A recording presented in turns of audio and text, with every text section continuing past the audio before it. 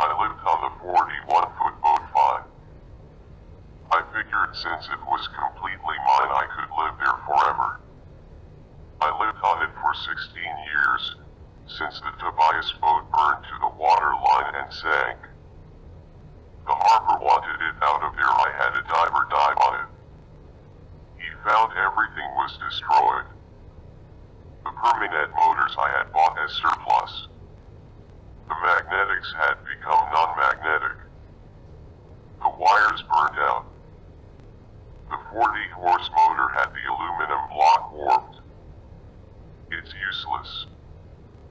The computer burned up as well as all the discs I had with past information on them that I had recorded and stored on top of the computer. I had 5 big illustrated books checked out the library. They wanted $450 for them. I had to go to the newspaper and pay $25 for a copy of the photo of my boat burning. They ruled it an act of God and I didn't have to pay. I could still check out books from them. Hooray.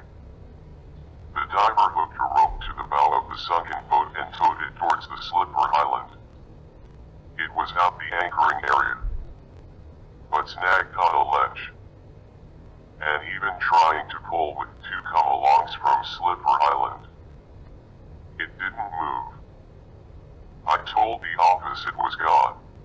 At first the harbor didn't require liability insurance.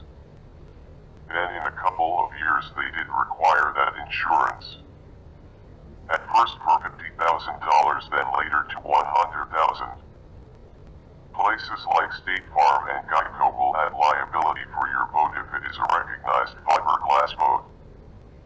But for my boat, it was $500 a year, and in a few years it up to $1,000 per a year. I have an unknown design of a ferro cement boat. Normal insurance companies won't take it. I was told only Markle from Georgia would handle problem boats.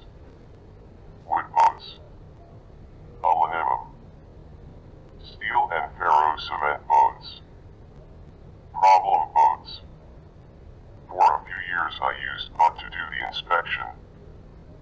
He did on shore. I would point out my boat. He would charge me $80 to look out there and fill the blanks with past and sign it. And then I was good for 2 years. But after a few years he passed away. Then I had to go to the state dock for inspection. That was a big problem. I had cleaned most of the stuff off of the decks and build a motor mount on the back and borrow or rent an outboard motor to motor me over to the inspection deck and run the bowie run. That requires you to go out of the harbor around the last bowie way out there. You couldn't have a boat help. You had to pay someone $150 to scrape your bottom clean, buy flares and other lights, and pay a couple of help to go with you. It could cost $500. In the early years I was only making $450 a month. At the age of 63 I took Social Security retirement and I made $550 per month. That helped as long as kept the expenditures down. Here is Hawaii. It is more expensive to live, so I lived on my boat. Used food stamps to buy food and cooked on my boat. I rode my bike everywhere. Markle increased the price of insurance to $90 a month on monthly billing. The harbor complained about all my stuff on the decks. Said I had to clean it up before passing inspection. At first it seemed possible. The guy who was going to buy my friend's boat, the Halcyon, he agreed to come over and help me clean all the lumber and all old bikes and oyster shells and everything off.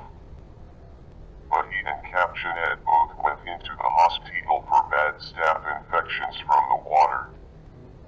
Captain Ed got out but did not come back to the boat, but stayed with homeless people under the town overpass. Bruce remained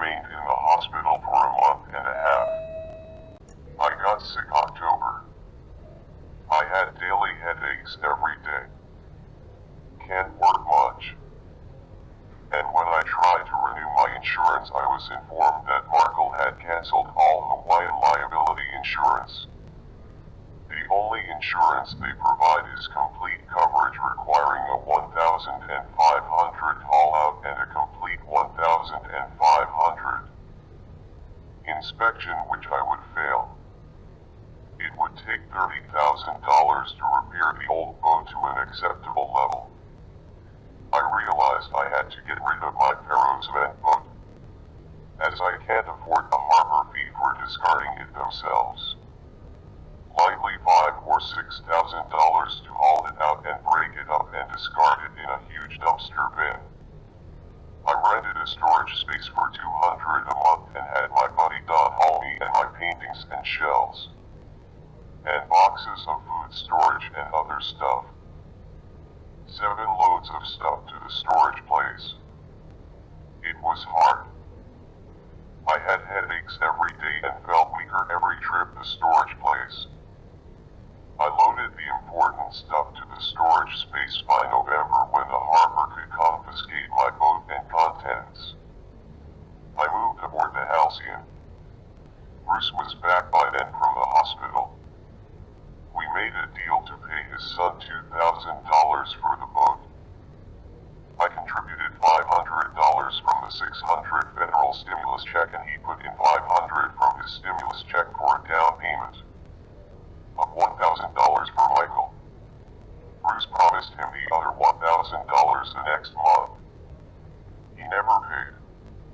I was diagnosed with COVID-19 a few days after Greg died of pulmonary edema. He claimed he had no COVID disease. He didn't believe in COVID. He was sent home as a respiratory care to die. I think he had COVID, and Bruce, dealing with his wife and son doing the paperwork, got it and passed it to me. Bruce rode off in his Harley, never to return.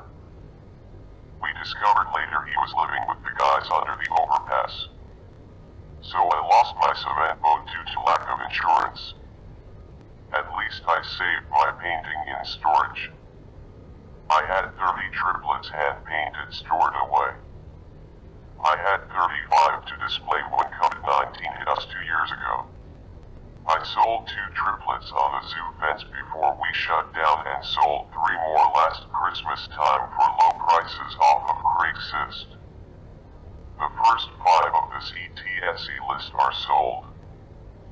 I need space to repaint them. Sure could use you help on my rental efforts. Please help.